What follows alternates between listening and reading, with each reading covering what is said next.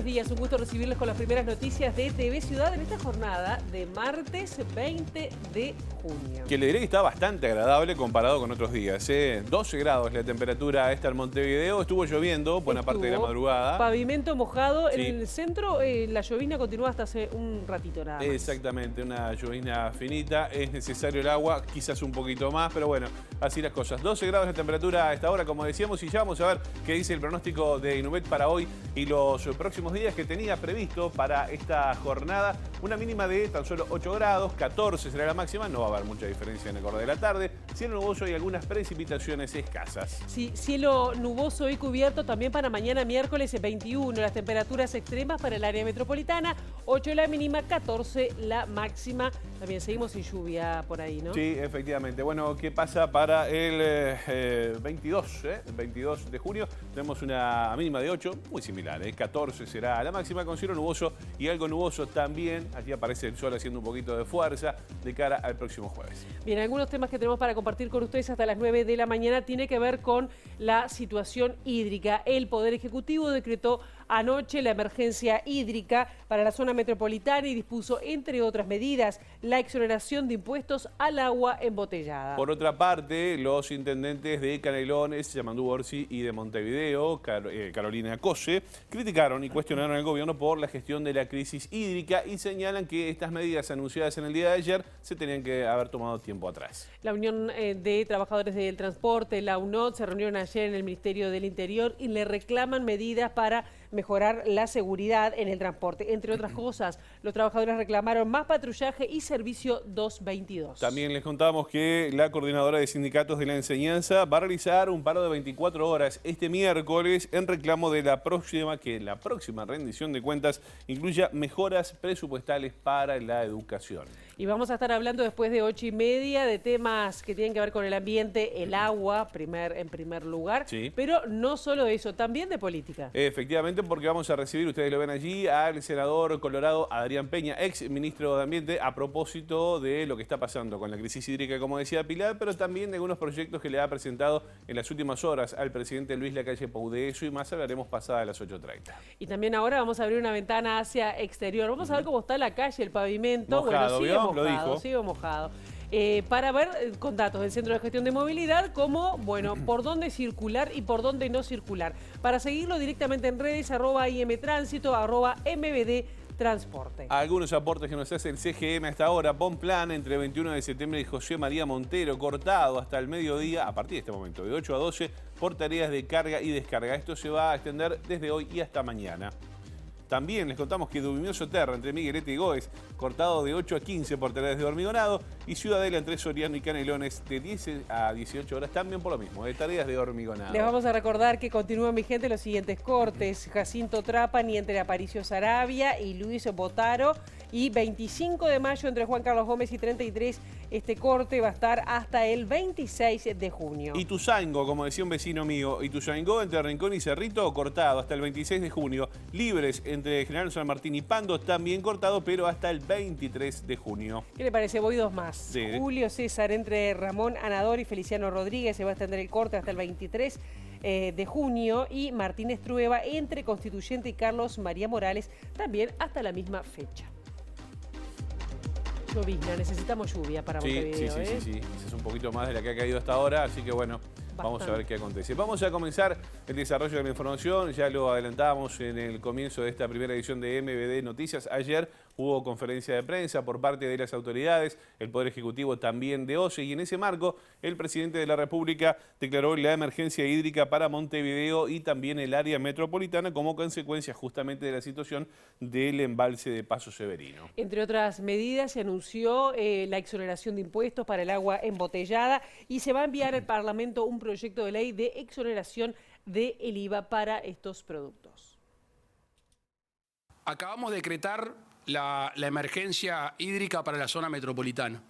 Eso nos habilita en las obras que estamos comentando tener procesos jurídicos más rápidos y más sencillos, y también al mismo tiempo estamos exonerando de impuestos al agua embotellada. Algunos impuestos se hacen vía decreto y otros vía ley nos acabamos de comunicar con la vicepresidenta de la República para informarle que en el día de mañana estamos enviando un proyecto de ley en este sentido. Suponemos que el precio tiene que bajar. Recién con la ministra de Economía estamos viendo la tabla de precios actuales. Sin los impuestos que cobra, debería haber una baja sensible. Defensa del Consumidor tiene publicado esta cifra. Nosotros lo que pretendemos hacer, de nuevo con la generosidad de ustedes, es diariamente establecer cuál es el precio base o medio que establece Defensa del Consumidor para, en este caso, el agua embotellada. Sobre esta exoneración, si fuera el número actual de consumo, estaría en el entorno de los 10 millones de dólares. En esa misma conferencia de prensa, el presidente de la calle Pou fue consultado por la calidad del agua y en ese marco confirmó que seguramente se eleven los niveles de cloruro y de sodio permitidos. Dijo que además en la actual situación no está previsto el corte del suministro porque eso implicaría reducir aún más la calidad del agua. El peor escenario es con suministro de agua. O sea, no se va a cortar el suministro de agua. Por ende, el escenario lo que puede derivar es una peor calidad del agua. Y por eso nosotros lo vamos a hacer de manera anticipada. Que Salud Pública diga quiénes y hasta qué niveles se puede consumir, hasta qué nivel es consumible, y la OCE va a informar cuáles son los parámetros que tiene esa agua que estamos suministrando. Básicamente es una regla de 3. Esta calidad de agua para tantos días, X para 30 días. Entonces, estamos evaluando con los técnicos del Ministerio de Salud Pública hasta dónde podríamos llevar esos registros para que siga siendo bebible esa agua, que es nuestra primer meta. Insisto, todos estos cálculos los estamos haciendo en base a que no vaya a llover. Según el último informe de la Unidad Reguladora de Servicios de Energía y Agua, los niveles de cloruro de sodio en el agua de OCE están por encima de los permitidos por el régimen de excepción establecido por el Ministerio de Salud Pública. También informa que se registraron valores no adecuados de hierro y mayor presencia de trialometanos. Bueno, a todo esto, la intendenta de Montevideo, Carolina Cose, dijo que la situación del agua en Montevideo es crítica y también que hace un mes que se pidió declarar la emergencia hídrica que se declaró ayer por parte del Ejecutivo. Sí, la intendenta dijo que la intendencia puso todos los medios a disposición para que se intente atenuar el impacto de la crisis hídrica en la población. Nosotros lo que queremos, como dije desde el principio, es colaborar porque el centro acá es la ciudadanía. Lo que nos está pasando con el agua es grave. Hace ya más de un mes que solicitamos y propusimos declarar situación de alerta.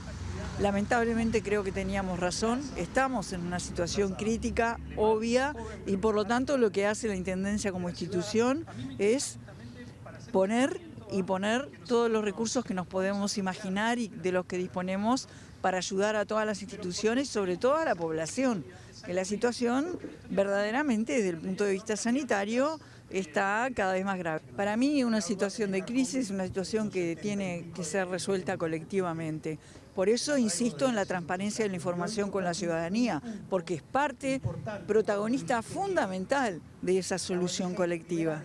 Cuando yo convoco al Comité Departamental de Emergencia, convoco al Ministerio del Interior, convoco al Ejército, convoco a ANEP, convoco al Ministerio de Salud Pública, convoco a la URSEA, convoco a la OCE, en fin, convoco al fiscal, convocamos a la gran mayoría de instituciones que nos parece que tienen que ver. Cada uno se hace cargo de cómo lleva adelante las crisis.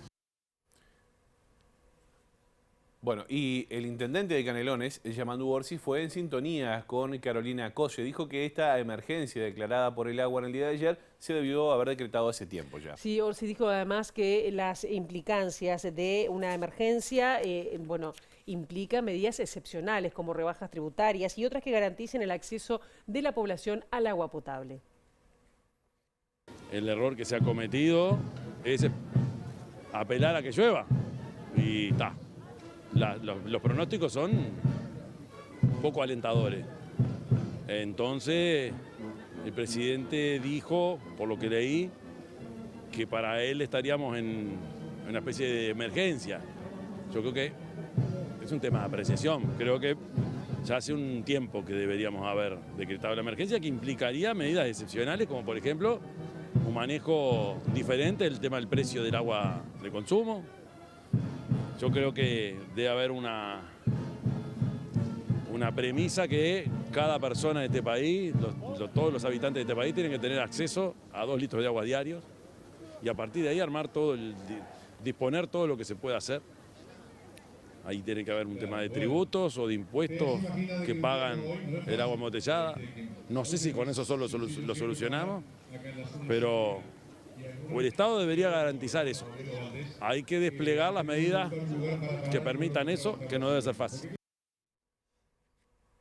La Unión Nacional de Trabajadores del Transporte reclama al Ministerio del Interior mayor seguridad en el transporte, con medidas concretas como más patrullaje y también el servicio 222. Sí, ustedes recordarán, ASCOT y UCOT, y COI también pararon el día de ayer por la agresión sufrida a un trabajador en Garzón e Islas Canarias. Allí tenemos la palabra del dirigente Julio Espírito. Y se reunieron finalmente ayer a la tarde con el director de Convivencia y Seguridad Ciudadana, también con el ministro Luis Alberto Heber y también el jefe de policía de Montevideo para, bueno, justamente reclamar mayores medidas de seguridad. A veces las agresiones de los trabajadores pasan por rapiñas, a veces por rapiñas con agresiones como fue esta, a veces por pedreas. No somos el centro del mundo, pero está claro que para los trabajadores del transporte está siendo muy difícil trabajar, aun cuando manejamos muy poco efectivo arriba del ómnibus. Nosotros nos reunimos muchas veces con el Ministerio del Interior, con los ministros del Interior. Nunca te vas satisfecho del todo, nunca te vas con una respuesta final. Siempre esperamos que estas reuniones ayuden a redoblar el trabajo de la policía y que las situaciones puntuales al menos se vean más cuidadas, ¿no? Es decir, en este barrio donde hirieron al compañero ayer, hay una persona que está subiendo los ómnibus a robar y que además está dispuesto a lastimar al compañero. El Ministerio lo que dice es que va a seguir con su tarea y que va a intentar reforzar los lugares que están más complicados. El director de Seguridad y Convivencia Ciudadana se comprometió a plantear a la Intendencia de Montevideo que se haga efectiva la incorporación de cámaras de seguridad en todas las flotas de ómnibus como instrumento de persuasión y elemento de investigación para la policía y fiscalía.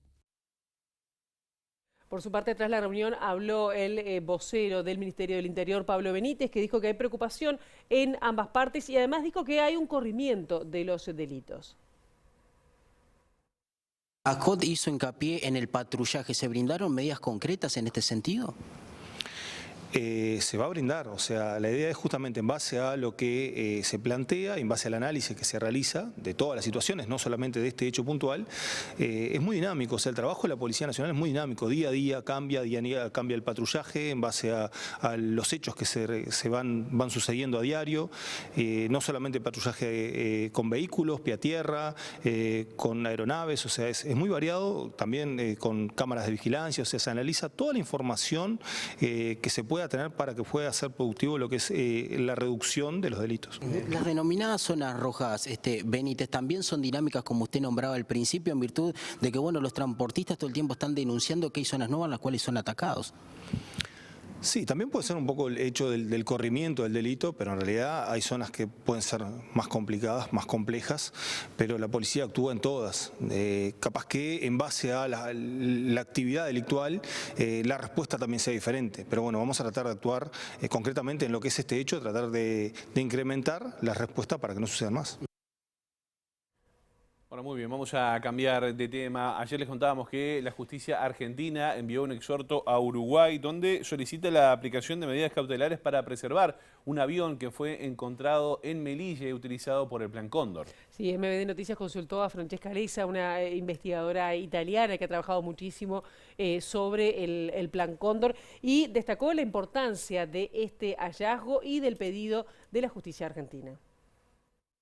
Leza dijo que el hallazgo del avión fue inesperado y sostuvo que el trabajo realizado por Sebastián Santana confirma que hay objetos, archivos y restos de personas que podrían recuperarse con información calificada. Tanto el hallazgo en el batallón 14 como el hallazgo del avión claramente muestran que es fundamental seguir buscando. En este sentido, dijo que ahora la justicia debería investigar el historial de la nave para determinar si fue usada en más de un traslado clandestino de personas. La justicia tendría que profundizar porque justamente sabemos que se utilizó el 16 de mayo de 1977 para el traslado de José Nel, Alejandro Logoluso, Dora Landi, Gustavo Insaurralde y Nelson Santana, pero justamente no podemos descartar de que se haya utilizado en otras oportunidades para otros traslados de personas, tanto adentro de Argentina o entre los países que integraban el Plan Cóndor en ese momento. Así que poder dar con la preservación del avión y toda la información alrededor de él puede permitir determinar si se ha utilizado en otros traslados clandestinos en esos mismos años. Bueno, vamos a cambiar de tema una vez más, algo que les contábamos en el arranque de esta primera edición de MBD Noticias y tiene que ver con el paro que va a realizar en el día de mañana por 24 horas la Coordinadora de Enseñanza Secundaria. Exactamente, bajo la consigna que el gobierno rinda cuentas, presupuesto para el pueblo, los gremios exigen que la próxima rendición de cuentas incluya mejoras presupuestales para la educación. Van a parar, Josema, todos los estamentos de la educación. El paro del miércoles tiene la característica de ser una movilización de toda la educación, donde va a haber una movilización central en Montevideo que arranca de la explanada de la universidad hacia Torre Ejecutiva. Y bueno, estamos trabajando en estas horas en todos los aspectos organizativos, y es en el marco de rendición de cuentas, pero también con el tema transformación educativa y con el tema también de algunas vulneraciones de derechos y situaciones que rozan de alguna manera el desrespeto a los derechos laborales de forma bastante contundente. Entonces, en ese marco y en el marco, además de que faltan 10 días para que se entregue el mensaje del Poder Ejecutivo del Parlamento, nos parece que la falta de respuestas que hay, más allá de las declaraciones del presidente, son contundentes, y esto ameritó, después de muchas valoraciones, de muchas reuniones, que la Coordinadora del Sindicato de la Enseñanza convocara un paro para el día miércoles 21. Cuando dice estamentos, nos referimos a que paran todos. Paran todos. Efectivamente. Bueno, este marco desde escuela, liceo, todo. Todo el mundo, ahí está. Bueno, le decía, la Coordinadora de Sindicatos de la Enseñanza entiende que el gobierno está usando a las y los estudiantes como escudo. Exactamente. También afirman que el presidente del CODICEN, Robert Silva, hace campaña para una posible precandidatura presidencial con fondos de la educación. No se debe usar a los estudiantes como escudo. Como el presidente y el ministro de Trabajo tienen argumentos para rebatir lo que dice la coordinadora, para rebatir el ajuste presupuestal, para rebatir que la transformación educativa tiene serias limitaciones y que no va a las necesidades reales del sistema, lo que terminan es utilizando a los estudiantes y a los más vulnerables como rehenes. Si yo les cuento la cantidad de miles de horas que se han perdido en este año por inoperancia del propio sistema, en secundaria van más de 300.000 horas perdidas. ¿Y por paros cuántos se perdieron? Con paros se perdieron relativamente poco, pero todos ¿Cuánto es poco? No tenemos cuantificado en días exactos, pero me preocupa mucho que el presidente y el ministro constantemente estén tergiversando la realidad, pero además no se usa a los estudiantes como escudo. Nosotros enfrentamos la medida de paro, que además tiene los descuentos correspondientes, y sabemos que hay una afectación a las familias en su organización. No va a haber afectación a los aprendizajes porque eso después se replanifica, pero sí conscientes de que la sociedad tiene que saber que al día de hoy el presupuesto que hay para la educación es totalmente insuficiente. Es más, el mito de campaña del gobierno que era, bueno, tenemos un presupuesto suficiente, lo que pasa es que las administraciones anteriores no lo gestionaban bien, se cayó. Robert Silva debe haber tenido reuniones ya con el Ministerio de Economía y Finanzas y le deben haber dicho cuánto puede pedir y cuánto no. Él va a pedir aproximadamente 40 millones de dólares. ¿Se los van a dar? ¿Para qué son? Yo me animo a decir que un gran porcentaje de eso se va a gastar en su campaña de transformación educativa. ¿Por qué no llama a las asambleas técnicos docentes de una vez para ver la reforma de bachillerato? Bueno, muy bien. Toda esta información vinculada a educación tiene que ver con el paro que se va a realizar en el día de mañana. Como decíamos, paro de 24 horas donde, bueno, detienen sus actividades todos los estamentos de la educación. De otro paro que se está hablando también es del próximo 27 de junio, porque el ministro de Trabajo y Seguridad Social se sumó a las críticas del presidente de la República al paro aprobado por el PIT-CNT justamente para ese día, 27 de junio. Y justamente Mieres afirmó que el mejor homenaje que se puede hacer para ese día, para recordar la huelga general, es justamente ir a trabajar. Parar el país, aunque sea por media jornada, para conmemorar el golpe de Estado, yo la verdad no le encuentro explicación, porque me parece que el movimiento sindical no debería conmemorar un golpe de Estado haciendo un paro. Me parece que es contradictorio, le hace mal a la gente, al trabajo, al crecimiento del Uruguay.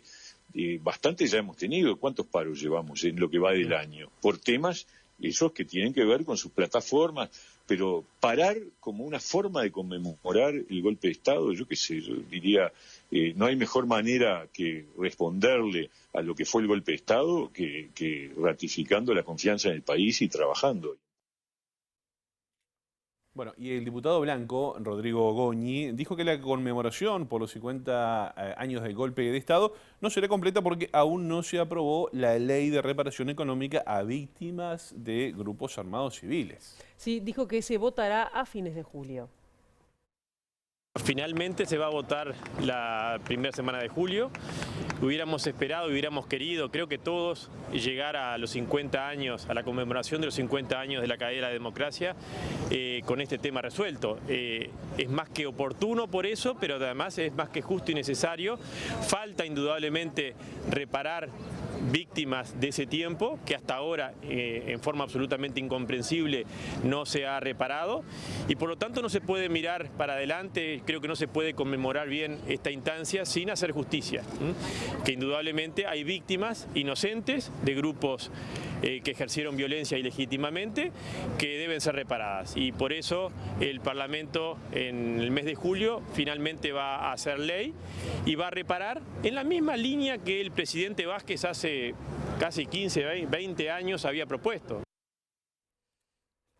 Y ayer fue, bueno, un día muy especial, además de que los chiquilines juraron o prometieron la bandera, se conmemoró los 259 años del nacimiento de Artigas. Bueno, vean ustedes aquí en Montevideo, porque este martes se van a retomar las obras en el solar de Artigas, donde estaba la casa montevideana de la familia del héroe nacional. Allí en Ciudad Vieja, en Cerrito y Colón, justamente se hallaron restos arqueológicos que serán expuestos y va a funcionar además un espacio cultural con diversas actividades.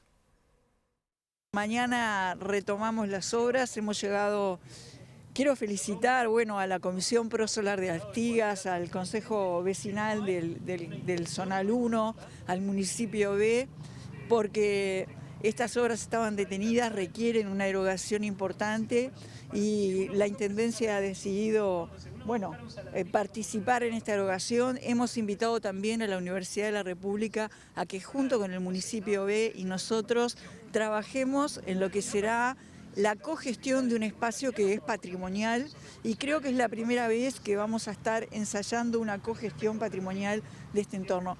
Artigas vuelve a su casa, se han hecho varios hallazgos arqueológicos emocionantes y para nosotros hoy es muy importante poder anunciar al Uruguay que ese solar de Artigas revivirá en un museo de primer nivel, y además no solo un museo, sino también un lugar donde habrán eventos, charlas, seminarios alrededor de las ideas de Artigas para mantener eso, entre otras cosas, tan vivo como todas las uruguayas y los uruguayos nos merecemos. De la crisis hídrica, de algunos temas ambientales que siguen preocupando, de la oportunidad de hacer o no hacer el proyecto Neptuno, por ejemplo. Algunos de los temas que hablaremos en instantes con el senador colorado, Adrián Peña. Exactamente, también de cómo está la interna de la coalición multicolor y de algunas iniciativas, algunos proyectos que le ha presentado el senador colorado al presidente Luis Lacalle Pou. Eso será tras la pausa, así que los esperamos.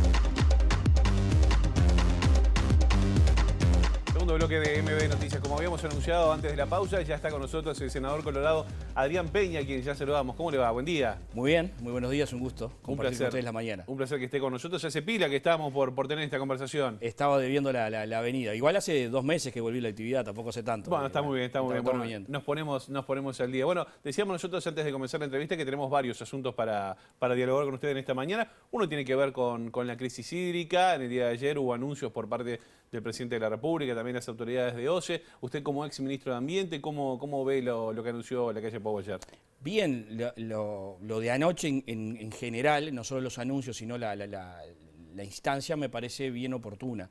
O sea, que el presidente se ponga al frente de esto, que convoque a no solo el ministro de Ambiente, la ministra de Salud, que tienen que ver con la materia específica hoy, sino también a la ministra de Economía, que la señal es los recursos están para lo que haya que hacer, al ministro de Desarrollo Social por su vinculación obviamente con todas las prestaciones que se brindan a las personas más vulnerables en el país y bueno, con el tema del agua potable esto es fundamental. Al ministro de Defensa, pensando en la logística de lo que puede venir, me parece muy importante y es una señal de que bueno, la situación llegó a un punto en que tendremos seguramente 15, 20 días, un mes más crítico de toda esta secuencia. Los más críticos son los que vienen. Y esa es la señal que recibimos anoche y me parece bien que lo haga el propio presidente, me parece bien que recibamos la sensación de que está todo el gobierno trabajando este tema. Y por otro lado, un hecho bien importante, lo que se anunció también de transparentar la información diariamente, es decir, que se sepa a diario cuánta agua queda en el Paso Severino, cuántos días nos quedan con determinados valores, qué valores se van a ir tomando de cloruros y sodios, si en algún momento esa agua ya no se va a poder beber porque aconseja Salud Pública que no se puede beber, los monitoreos y las mediciones de los controles que OCE hace, que son muchos, sean transparentados y se puedan ver todos los días. Me parece muy importante que la ciudadanía cuente con esa información. O sea, que haga una valoración positiva en términos generales de lo que fue la jornada de ayer, con la declaración de emergencia hídrica que permite acelerar trámites, que permite acelerar decisiones, por ejemplo, la exoneración tributaria, ¿no? Para el momento en que se dé eventualmente que el agua no se pueda tomar, la posibilidad de acelerar los trámites para la importación de caños en esta obra rápida que se está haciendo tomando agua del San José. Una obra de un mes que tiene una inversión de unos 20 millones de dólares, decía el presidente. Sí, básicamente lo que se va a hacer es en Bullental, que es poco antes de la desembocadura del río San José, empieza hoy una obra de 10-12 días que es una especie de dique que contiene fundamentalmente lo que viene del río de la Plata para contener la salinidad, ¿verdad? 4,5 kilómetros más arriba, allí a la altura del puente de la Ruta 45 entre Libertad y Rodríguez, y Villa Rodríguez, allí se va a tomar agua y se va a bombear por cañería hasta Aguascorrientes, ¿no? Entiendo, tiene bien claro el tema, Peña, ¿eh? Sí, lo he seguido porque, ¿qué pasa? Sí, sigo el tema de cerca, no hace tanto que dejé el ministerio, era el tema que veníamos manejando, y claro, esa posibilidad siempre estuvo, el problema es que el San José no tenía agua. De hecho, San José sufrió mucho la situación de la sequía, mucho antes que la área metropolitana. Era de las ciudades más complicadas en cuanto a abastecimiento, junto con Minas, por ejemplo. En su momento, Nueva Helvecia, había 4 o 5 ciudades, esto fue cambiando en el mapa del territorio nacional, pero allá por fin de año, enero y febrero, la situación de San José fue muy crítica. Bueno, ahora hay agua en el San José, casi unas semanas no había. Por tanto, esta obra no tenía sentido haberla hecho antes, ¿no? Claro. Y a ahora, propósito de eso, el presidente anunció que las obras van a comenzar en el día de hoy, pero por ejemplo, la intendenta de Montevideo, Carolina Cose, y Yamandú Borsi de Canelones, dijeron que esto se tenía que haber hecho hace un tiempito atrás. ¿Cómo ve eso? Bueno, hace un tiempo no había agua. Se hubiese gastado 20 millones de dólares por si llovía en la cuenca del San José. Es decir, era muy complicado haber tomado esa decisión para no llevar agua, ¿no? Entonces, bueno, creo que también la dinámica propia de estos hechos va haciendo que el gobierno vaya tomando las decisiones en la medida que va viendo cómo estas cosas van cambiando, ¿no? Ayer también de la conferencia no de olvidemos prensa, alguna cosa, por ejemplo, la obra que se hizo en Velastiquí es una obra liviana, costó casi $1 millón y la primera creciente del río Santa Lucía va a desaparecer. Es decir, son gastos de todos nosotros, los uruguayos, para gestionar la crisis. Entonces también la OCE, cuanto más tarde la pudo hacer, más tarde la hizo, porque es un gasto por una única vez. Esta obra es distinto, porque estos caños eventualmente pueden quedar instalados y puede quedar eso siempre como una reserva de agua en la medida que el San José tenga, ¿no? Ahí está. Decía que ayer estaban las autoridades de OCE también en esta conferencia de prensa. ¿Entiende que deberían bajarse las tarifas por el servicio que se está brindando por estas horas? No creo, porque cuanto más preciado es el bien,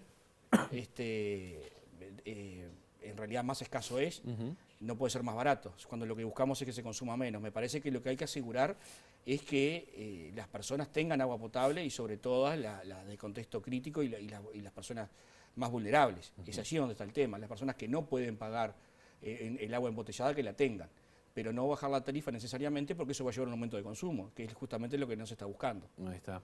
Peña, bueno, usted decía, volvió de actividad hace poco, pero es estudioso de la materia. Un agua que es muy barata, ¿no? Sí. En Uruguay, un agua potable que es muy barata y que tiene sentido, porque el fin de la OCE es un fin social, a diferencia de UTE, ANCAP, ANTEL, que tienen fines comerciales. La OCE no tiene un fin comercial, en su carta orgánica está establecido, tiene que asegurar agua a la población, ¿no? Y tiene que ser accesible a la población. Entonces la OCE nunca va a recaudar grandes cifras. Veremos qué pasa con ese tema y también, bueno, la reducción de los impuestos al agua embotellada más adelante, ¿no? Que es algo que se está estudiando. Mañana se vota en el Parlamento. Ahí está. Eso tiene que ser bien rápido. Sí, de mañana en el Senado, aparentemente, y de tarde en diputados, y bueno, eso ya queda libre. De todos modos, lo que creo que está pensado para el momento en que la totalidad del agua que venga eventualmente no sea posible de consumir.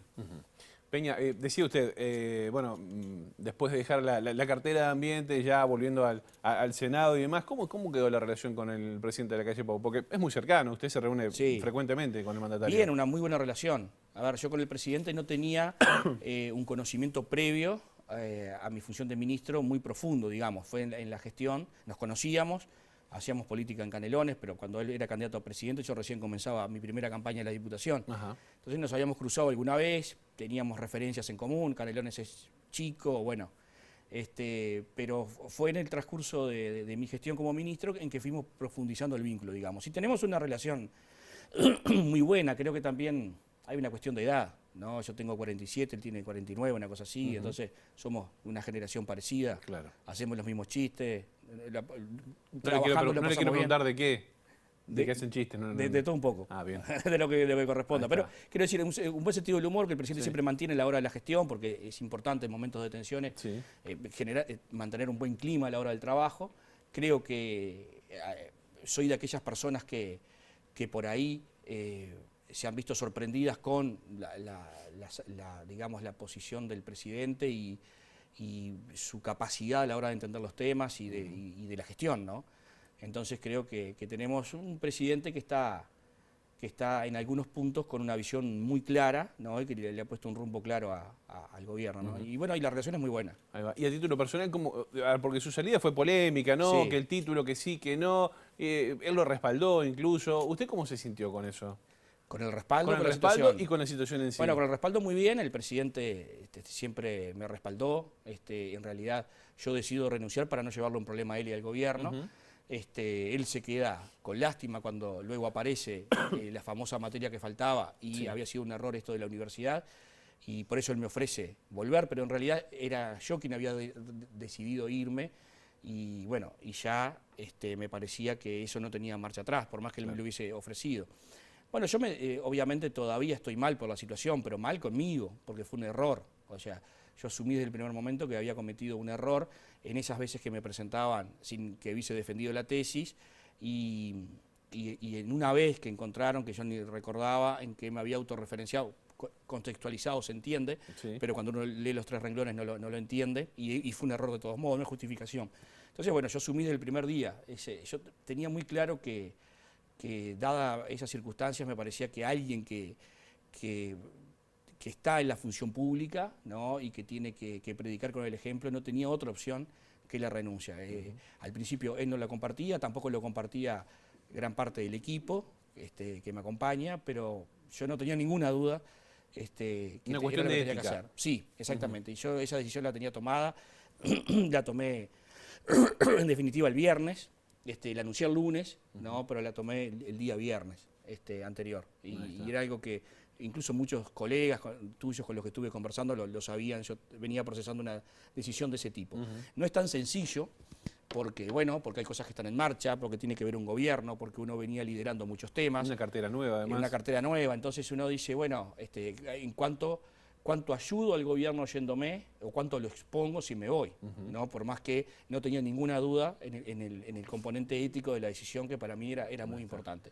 Luego yo me pude ir a mi casa y pude dedicarme a demostrar que esa materia que yo sabía que había hecho en realidad estaba hecha. Quedó tranquilo. Pero lo pude hacer desde la tranquilidad de estar fuera de la función pública, y con sin la licencia en el vorágine de Senado. los medios, la política y demás.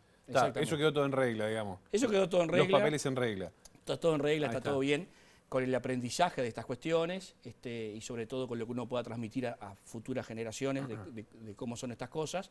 También con un aprendizaje de cómo son los tiempos hoy en política y bueno, son tiempos difíciles, ¿no? Donde la inmediatez manda, donde seguramente si yo en lugar de ir a renunciar el día lunes me hubiese dedicado a demostrar que esa materia la había hecho y la había salvado, y hubiesen pasado 15 días, yo hubiese vuelto con eso y seguramente hoy sería ministro todavía, ¿no? Pero era la explosión de las redes, la explosión de la prensa, la presión, y a esa presión también está expuesto el gobierno, y yo quería descomprimir esa presión. Pero sí, allí hay una cuestión que uno comienza a analizar de cómo se dan las cosas hoy en política, ¿no? Y cómo primero se dan determinados juzgamientos. Ha cambiado la política. Ha cambiado mucho y quizá no para bien, pero son las reglas de hoy. Ajá, hay que adaptarse. Hay que adaptarse o hacer otra cosa. Claro, está muy bien. Si no te gusta. Peña, a propósito de la buena relación que mantiene con el presidente y estas reuniones periódicas, usted estuvo reunido, en estos días, también la semana pasada, presentando algunas iniciativas que tienen que ver con los comercios de la frontera, por ejemplo. ¿Qué le planteó allí y qué eco tuvo? Bien, el jueves tuvimos una reunión donde hablamos mucho de este tema del agua, ¿no? Porque él me pidió así opinión sobre algunos temas, dado que había estado mucho tiempo en el Ministerio de Ambiente, y aprovechamos para presentarle unas iniciativas que responden a una preocupación que tenemos, creo que la tiene todo el sistema político, con esta brecha que se está dando en materia de tipo de cambio con la República Argentina. Es muy grande y la gente cruza. Es muy grande, es inédita y no va a tener una solución rápida, por lo que uno advierte cuando ve algo de la política argentina, por más que sigue siendo algo medio difícil de entender para los uruguayos. De todos modos, lo que se está dando por decenas de miles de uruguayos cruzando cada fin de semana, sin contar lo que cruzan todos los días, está afectando no solo el litoral, sino también que la frontera se está corriendo, ¿no? Entonces, la peluquera de Canelones, que vende productos de belleza, ya no los vende porque la gente los trae de Argentina. Me pasó el sábado, esto es una conversación con una peluquería en Ciudad de Canelones. Y, por ejemplo, hasta allí repercute. Hasta allí repercute. Hace 10 días estuve en una inauguración de un supermercado en Las Piedras, una reapertura de un supermercado, me encontré con 3 bodegueros, ¿no? Y me decían que les está afectando mucho las ventas de vino de calidad preferente, del BCP. Como el que cruza Argentina no necesariamente es el que menos tiene, y uno ve los autos de alta gama cruzando a la Argentina, se traen 10, 12, 15 botellas de vino, de buen vino argentino, multipliquen eso por 1000, no por 50.000, por 1000, ¿no? Y ya tenemos 12.000 botellas de vino en un fin de semana en el Uruguay.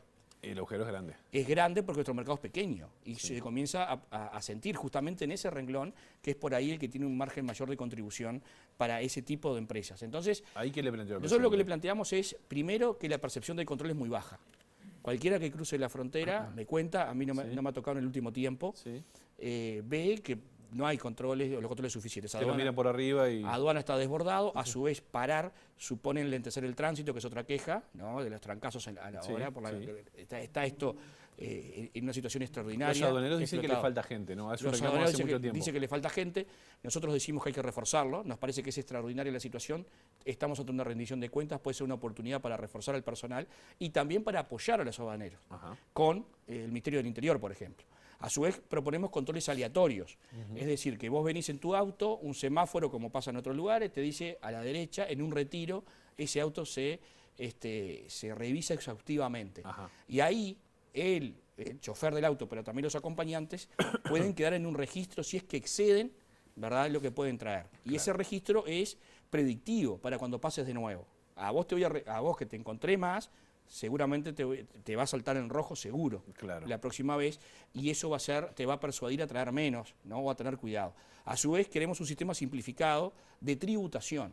Si vos traes entre la franquicia de $150 y $1000, que puedas pagar el tributo por eso, ¿verdad? Un 60% de tributo y cobrarlo en el momento cuando te encuentro que trajiste esa cantidad de mercadería. Esos son recursos que se pueden también generar, transformar en incentivos para el aduanero. ¿Y qué tan viable es? Bueno, yo creo que algunas cosas son solo resoluciones y algunas necesitan algún marco legal, pero me parece que son cosas que se pueden implementar ya, ¿no? Bien. Peña, nos quedan 2 minutos, pero usted también le presentó un proyecto que tiene que ver con el ingreso de funcionarios a las intendencias. Esto Sí. ha generado críticas, incluso en la interna de la coalición de gobierno. Todavía no lo presenté y ya estamos a los tiros. Creo que Botana fue, que dijo, Sí. no me extraña, es un ballista. Por eso dije que andamos los tiros, porque con Botana tenemos que andar así. Está bravo, me quiere arrear con el poncho. Yo creo que sí lo quiere correr con el poncho. ¿Y qué pasó ahí? ¿Por qué? Y hay una respuesta típica de un blanco del interior, la de Botana. No, pero ese broma, se le devolvió. se la devolvió, no, porque me llevo muy bien con Botana, pero Botana yo le digo el exótico, él tiene esa salida. Sí, no usa casco. El exótico, sí. ¿no? Había un personaje en una serie de Netflix que se llamaba El Exótico y ser, estuvo ¿no? de moda y ahí hace unos años le puse el exótico. En mi jerga, cuando hablo del exótico, es ya de Botana. saben que hablo de Botana. A ver, lo que nosotros estamos haciendo es simplemente llevar a los gobiernos departamentales la normativa que ya existe para el ingreso de funcionarios públicos en la administración central. Hoy nosotros vemos con preocupación la discrecionalidad en el ingreso a la función pública en las intendencias. Hay denuncias cruzadas de todo tipo en este sentido. Y lo que proponemos son 2 cosas que ya existen en la administración central. Primero, que el ingreso sea por concurso, lo cual parece obvio, razonable y difícilmente alguien pueda estar en contra de transparentar los ingresos. Y por otro lado, que no se pueda contratar personal en el año previo a la elección departamental, lo mismo que ya pasa en la administración central, ¿no? Para esto proponemos a la Oficina de Servicio Civil para que analice jurídicamente los llamados que se hacen a través de las intendencias. Es un proyecto muy simple, pero nos parece importante porque son muchos los recursos que van de los contribuyentes a nivel departamental, pero muchos los recursos del gobierno nacional que se trasladan, y está bien que así sea, a las intendencias. Entonces tiene que haber un control y una buena gestión de esos recursos. Es un proyecto que apunta a la buena gestión en materia pública. Es un proyecto en repecho, lo reconozco, porque necesita 2/3, ¿verdad? Porque justamente se mete en esa materia departamental. Claro. La Constitución lo exige en su artículo 64, o sea que va a ser trabajoso, ¿no? Pero lo vamos a trabajar. Veremos qué dice el exótico, entre otros. Entre otros. A nivel parlamentario. En el final, y bien breve, le pido, ¿cómo está la coalición de gobierno? Pues yo creo que bien. Porque el Cabildo está marcando la cancha fuerte. Bueno, es natural que así sea, y a mí me gusta manejar un concepto. A veces le pedimos a una coalición más de lo que ella puede dar. Ajá. Acá la coalición se formó para cumplir con los 13 puntos del Acuerdo por el País.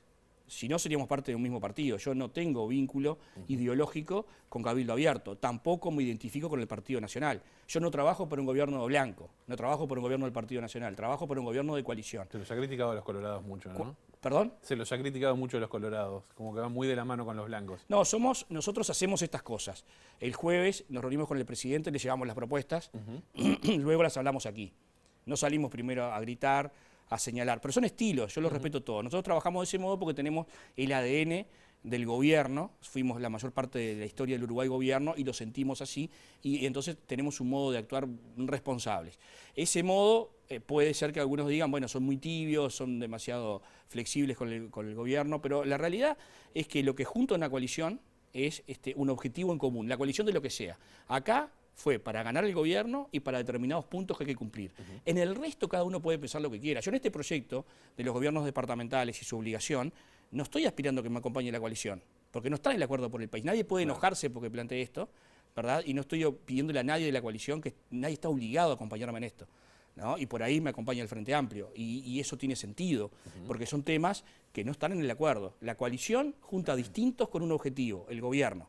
En eso estamos y en eso está también Cabildo. Bien. Bueno, no hay que exigirle más a Cabildo de lo que dice el Acuerdo por el País tampoco. Veremos cómo sigue todo esto. Darían Peña, gracias por estos minutos. No, con mucho gusto. La oportunidad. Un placer. Y ahora seguimos con otros temas y nos vamos a exteriores y recibimos a nuestro compañero Luca Veloz. Luca, bienvenido, muy buenos días.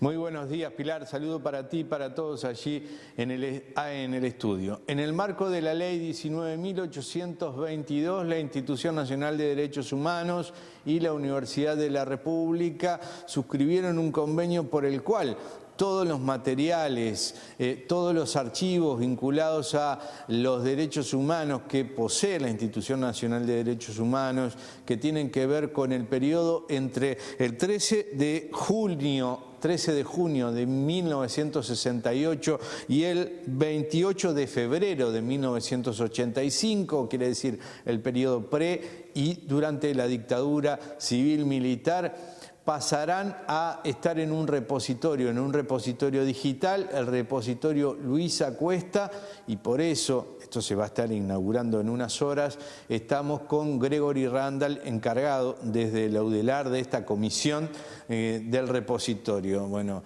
¿cuál es el fundamento de este archivo digital? Bueno, buenos días. Una de las cosas que están pasando ya hace muchos años es que la información sobre esa etapa está fragmentada y básicamente inaccesible para la mayoría de la gente, ¿no? El llamado archivo Berruti, que son un conjunto de imágenes, de fotografías, de documentos obtenidas por la ministra Berruti a principio del primer gobierno de Tabaré Vázquez, están depositados en el Archivo General de la Nación, pero con un acceso más bien restringido. Y después hay otros archivos dispersos, y la verdad es que ya estamos en 2023 y la gente no tiene un acceso razonable a esa información. Entonces, la institución y la universidad establecieron este convenio para crear este repositorio, que es un repositorio que va a dar un acceso público y abierto, es decir, la gente va a tener un acceso total al documento completo, sin tachaduras, etcétera, pero con un protocolo de acceso que garantiza que las personas lo hagan con cierta responsabilidad. En particular, las personas van a tener que ir físicamente al lugar, va a haber una terminal donde van a poder leer los archivos, van a poder hacer búsquedas con herramientas que hemos desarrollado para ello, van a escoger algunos fotogramas que quieran copiar y se les van a dar esos fotogramas, pero previamente van a tener que firmar un compromiso de responsabilidad que señala que deben cumplir con la ley, no solo con la ley que usted mencionó, de acceso a la información pública, sino también con la ley de protección de datos personales, que son las dos leyes que rigen, digamos, este tipo de material. Y bueno, la idea que tenemos nosotros es que hoy, digamos, mañana, cuando se inaugure este repositorio, mañana 21, estarán a disposición lo que nosotros tenemos del llamado archivo Berruti, pero esperamos que pronto se vayan agregando colecciones de otros archivos, otras colecciones documentales que sabemos que tiene el Estado en distintas dependencias. Por ejemplo, puede ser dependencias policiales, puede ser a nivel de relaciones exteriores, etcétera, y que pensamos que si toda esa información está junta en un lugar y puede ser cruzada la información, las personas, tanto los investigadores, los técnicos, como la población, pueden tener un acceso más informado al pasado. En este caso, ¿la institución va a intermediar entre el Audelar y esos organismos, o la universidad tendrá que ir, el repositorio tendrá que ir a cada organismo para hacer convenios y de esa manera acceder a la información? Bueno, lo que tenemos acordado es que es la institución la que va a recuperar esos archivos, va a solicitarlos y los va a transferir a la universidad. En realidad, la ley le asigna a la Institución de Derechos Humanos la responsabilidad por esos archivos, y nosotros a través de este convenio estamos ayudando, digamos, a la institución a poner estos archivos a disposición de la ciudadanía. En la aparición de estos archivos denominados archivos del terror, que se pusieron también a la vista libre en Internet, interfiere con esto, son de la misma índole, son los mismos. ¿Cómo se puede? Estos están verificados, los que tienen ustedes. Los que tenemos nosotros son copias verificadas del original, digamos, del conjunto de documentos que la ministra Berruti obtuvo, y nos fueron transferidos en esas condiciones. Los que están en archive.org no sabemos, pero por lo que hemos visto, por lo menos una cantidad muy grande son los mismos, nos parece. No hemos hecho una revisión precisa de esos documentos. Sabemos que en la colección que está en archive.org hay algunos cientos de rollos más que nosotros no tenemos, y también parecería que hay algunos rollos ahí que fueron digitalizados de otra fuente, porque están en mejores condiciones de legibilidad que los que tenemos nosotros. O sea que aparentemente existe en algún lugar de este país alguien o un conjunto de personas que tienen la información, que no la quieren dar, que le están dando con razones que no entendemos ahora de esta manera. Nosotros estamos tratando de ser responsables, de por un lado cumplir con la ley y por otro lado acercar a la gente a la información y abrir lo más posible todo esto al conocimiento público. Doctor, ¿cómo es que hace la gente para acceder entonces físicamente allí? ¿Va a estar en el campus nuevo de la universidad? Va a estar en el campus Luis Yanicki, que queda en el antiguo predio de la Facultad de Veterinaria, al lado de, digamos, de Montevideo Shopping. Es un local pequeño, va a haber que pedir, agendarse, digamos, porque hay capacidad para 2 personas, 2 usuarios a la vez. Pero bueno, se va a poder enviar un mail a repositorio Luisa Cuesta, @udelar.edu.i y se va a poder pedir ahí información. Y si no, si se fijan en la página web de la universidad va a haber un link al repositorio. Muchísimas gracias al doctor Gregory Randall. Mañana a las 15 es esta inauguración, va a estar el rector de la Universidad de la República, el presidente de la institución Marcos Israel y con quien hablamos, Gregory Randall, en representación del repositorio. Bien, interesante entonces esa actividad que se va a realizar mañana. Muchísimas gracias, Luca, por esta información y por la entrevista. Y nosotros hasta acá llegamos con la primera edición de MBD Noticias, pero quédese en la pantalla de TV Ciudad porque en minutos arranca Ciudad Viva. Sí, nosotros vamos con la actualización informativa a las 13:30 y con el gusto de siempre nos estamos reencontrando mañana a las 8 en punto aquí en TV Ciudad. Que pasen bien.